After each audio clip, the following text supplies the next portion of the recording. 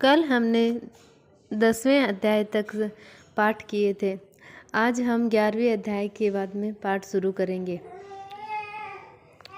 शिवलिंग की स्थापना और पूजन विधि का वर्णन। ऋषियों ने पूछा, सूत जी, शिवलिंग की स्थापना कैसे करनी चाहिए तथा उसकी पूजा कैसे, किस काल में तथा किस द्रव्य द्वारा करनी चाहिए। सूत जी ने कहा, महर्षियों, मैं तुम लोगों के लिए इस विषय का वर्णन करता हूँ, इसे ध्यान से सुनो और समझो। अनुकूल एवं शुभ समय में किसी पवित्र तीर्थ में नदी के तट पर ऐसी जगह पर शिवलिंग की स्थापना करनी चाहिए जहाँ रोज पूजन कर सके। पार्थिव द्रव्य से, जलमय द्रव्य से अथवा तेजस द्रव्य से पूजन करने से उपासक को पूजन का पूरा फल प्राप्त होता है। शुभ लक्षणों में पूजा करने पर यह तुरंत फल देने वाला है। चल प्रतिष्ठा के लिए छोटा शिवलिंग श्रेष्ठ माना जाता है। अचल प्रतिष्ठा हेतु बड़ा शिवलिंग अच्छा रहता है। शिवलिंग की पीठ सहित स्थापना करनी चाहिए। शिवलिंग की पीठ गोल, चौकोर, त्रिकोण अथवा खाट के पाए की भांति ऊपर नीचे मोटा और बीच में पतला होना चाहिए। ऐसा लिंग पीठ महान फल देने वाला होता है। पहले मिट्टी अथवा लोहे से शिवलिंग का निर्माण करना चाहिए। जिस द्रव्य से लिंग का निर्माण हो उसी से उसका पीठ बनाना चाहिए। यही अचल प्रतिष्ठा वाले शिवलिंग की विशेषता है। चल प्रतिष्ठा वाले शिवलिंग में लिंग व प्रतिष्ठा एक ही तत्व से बनानी चाहिए। लिंग की लंबाई स्थापना करने वाले मनुष्य के 12 अंगुल के बराबर होनी चाहिए। इससे कम होने पर फल की कम प्राप्त होती है, परंतु 12 अंगुल से लंबाई अधिक भी हो सकती है।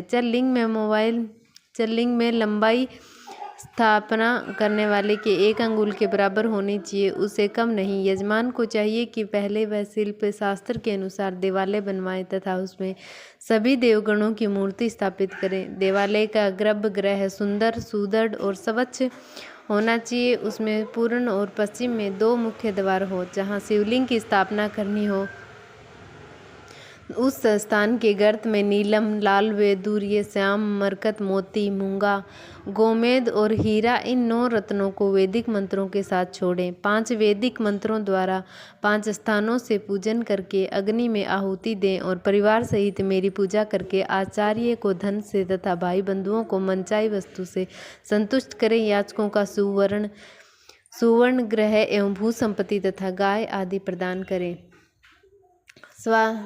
स्थावर जंगम सभी जीवों को यत्न पूर्वक संतुष्ट कर एक गड्ढे में सुवर्ण तथा 9 प्रकार के रत्न भरकर वैदिक मंत्रों का उच्चारण करके परम कल्याणकारी महादेव जी का ध्यान करें। तत्पश्चात नाद घोष से युक्त महामंत्र ओंकार मतलब ओम का उच्चारण करके गड्ढे में पीठ युक्त शिवलिंग की स्थापना करें।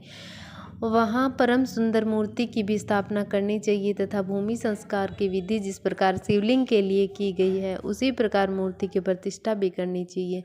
मूर्ति की स्थापना अर्थात प्रतिष्ठा पंचाक्षर मंत्र से करनी चाहिए। मूर्ति को बाहर से भी लिया जा सकता है, परंतु वह साधु पुरुषों द्वारा पूजित हो। इस प्रकार शिवलिंग व मूर्ति द्वारा की गई महादेव जी की पूजा शिवपद प्रदान करने वाली है। स्थावर और जंगम से लिंग भी 2 तरह का हो गया है। वृक्ष, लता आदि को स्थावर लिंग कहते हैं और कृमि, कीट आदि को जंगम लिंग। स्थावर लिंग को सींचना चाहिए तथा जंगम लिंग को आहार एवं जल देकर तृप्त करना चाहिए। यूँ चराचर जीवों को भगवान शंकर का प्रतीक मानकर उनका पूजन करना चाहिए। इस तरह महालिंग की स्थापना करके विविध उपचारों द्वारा उसका रोज पूजन करें तथा देवालय के पास ध्वजारोहण करें। शिवलिंग साक्षात शिव का पद प्रदान करने वाला है। आह्वान, आसन, अर्घ्य, पाद्य, आचमन, स्नान, वस्त्र, यज्ञोपवीत, गंध, पुष्प, धूप, दीप, नैवेद्य, तांबूल, समर्पण, नीराजन, नमस्कार और विसर्जन से 16 उपचार हैं। इनके द्वारा पूजन करें। इस तरह किया गया भगवान शिव का पूजन शिवपद की प्राप्ति करने वाला है। सभी शिवलिंगों की स्थापना के उपरांत चाहे वे मनुष्य द्वारा स्थापित ऋषियों या देवताओं द्वारा अथवा अपने आप प्रकट हुए हो, सभी का उपयुक्त विधि से पूजन करना चाहिए, तभी फल प्राप्त होता है। उसकी परिक्रमा और नमस्कार करने से शिवपद की प्राप्ति होती है। शिवलिंग का नियम पूर्वक दर्शन भी कल्याणकारी होता है। मिट्टी, आटा, गाय के गोबर, फूल, कनेर, पुष्प, फल, गुड़, मक्खन, भस्म अथवा अन्न से शिवलिंग बनाकर प्रतिदिन पूजन करें तथा प्रतिदिन 10,000 प्रणव मंत्रों का जाप करें अथवा दोनों संध्याओं के समय 1 सहस्र प्रणव मंत्रों का जाप करें। इससे भी शिवपद की प्राप्ति होती है।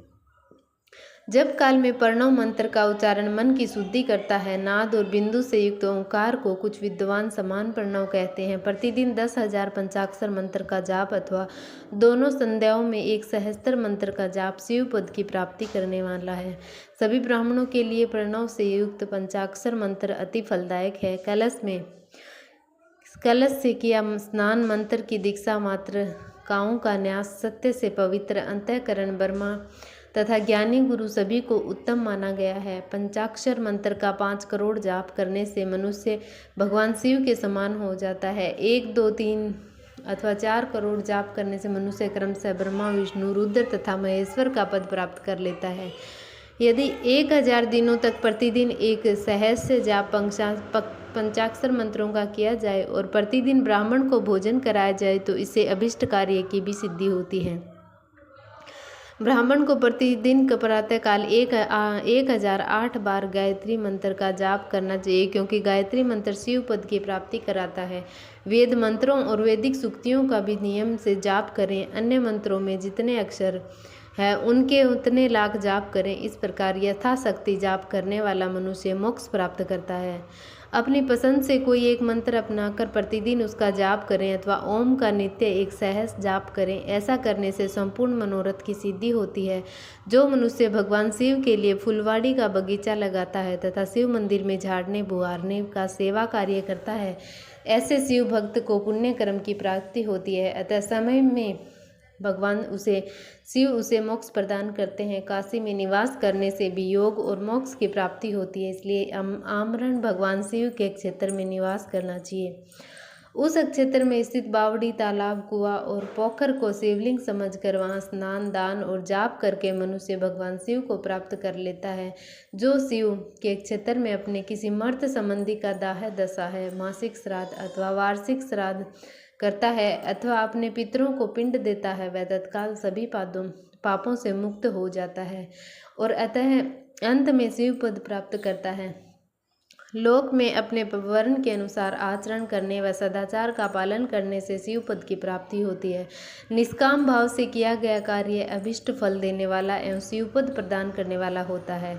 दिन के प्रातः, मध्यम और सायं 3 विभाग होते हैं। इनमें सभी को एक एक प्रकार के कर्म का प्रतिपादन करना चाहिए। प्रातःकाल रोजाना दैनिक शास्त्र कर्म, मध्यम सकाम कर्म तथा सायंकाल शांति कर्म के लिए पूजन करना चाहिए।